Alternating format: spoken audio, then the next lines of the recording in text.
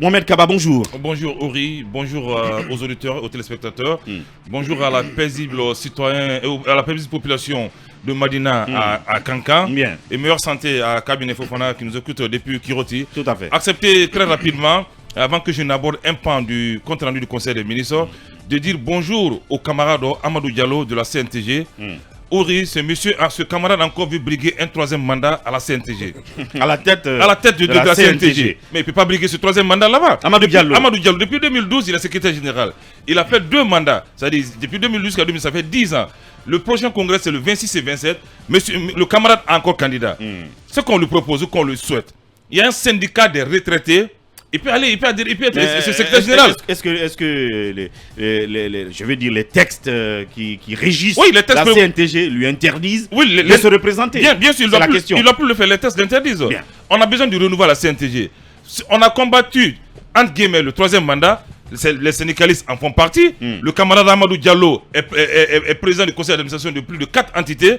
Il veut briser un troisième mandat. Il est même chef d'entreprise en tant que syndicaliste. Il faut qu'on arrête cette situation au niveau de la CNTG. Sinon, il y aura un effritement total. Vivement le renouveau à la CNTG. Et l'autre bonjour en 30 secondes.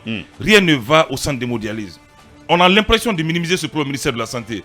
Les malades, les patients sont obligés d'être à l'hôpital à 3h, à 2h du matin. Il y a d'autres qui réservent les lits. J'ai rencontré un malade, je n'ai pas pu le reconnaître, je n'ai pas pu le dévisager parce que son visage était carrément enflé. Parce que ça ne va plus, les consommables sont bientôt terminés. La dame qui livre ses consommables a menacé le ministère ou la direction du centre d'arrêter. Parce qu'elle n'est pas payée. Elle n'est pas payée du tout. Donc on continue d'amuser la galerie pendant qu'il y a des personnes qui vont encore mourir au centre d'hémodialyse.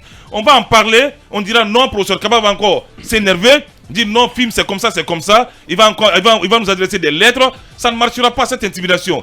Rien ne bouge au centre d'hémodialyse. Si rien n'est fait, monsieur le ministre de la Santé, vous allez apprendre dans les heures qui sont de la journée qu'il y a eu un corps de mort. C'est la catastrophe totale au centre d'hémodialyse. C'est une alerte. Merci. Une alerte rouge. Une alerte très rouge. Au centre d'hémodialyse. Merci beaucoup. Et comme Lincoln parlait du compte rendu du Conseil des ministres, il y a un pan aussi qui est relatif à la délivrance des passeports. Parce que le colonel a vu qu'il a été alerté, ça a remué la cité, il en a parlé au Conseil des ministres, et donc il a posé la question au ministre de la Sécurité, le général Bachir Diallo, où en sommes-nous? Mais la réponse, selon le compte rendu, c'est une réponse laconique qui a été servie. Répondant à la question du président de la transition sur la situation des passeports, le ministre de la Sécurité et de la Protection civile a juste informé le Conseil sur l'état des pourparlers avec les partenaires potentiels.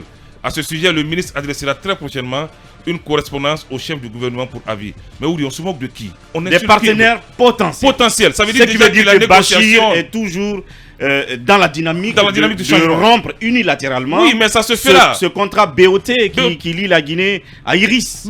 Est-ce que ce n'est pas un gros risque d'aller peut-être en procès contre il va faire du mal à la Guinée. Parce que si Iris a un contrat dimanche signé avec l'État guinéen, d'abord on va aller en procès. Et si nous perdons, c'est de l'argent qui va perdre. Absolument. Et pourquoi d'abord retirer ce contrat et résilier ce contrat qui est en due forme avec l'opérateur Iris? Je crois qu'on peut apporter des corrections. Si le président de la République ne prend pas ce dossier à bras le corps, il y aura des secousses. D'abord, il a commencé à proroger de façon exceptionnelle les passeports, ce qui ne se doit pas avec les passeports biométriques. Illégal, moyennant 50 000 francs guinéens.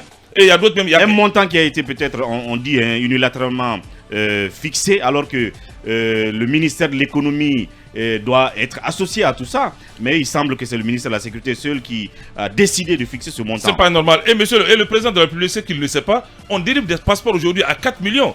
Vous avez 4 millions, 5 millions, vous délivrez des passeports. Bien. Ça veut dire qu'il y a des carnets.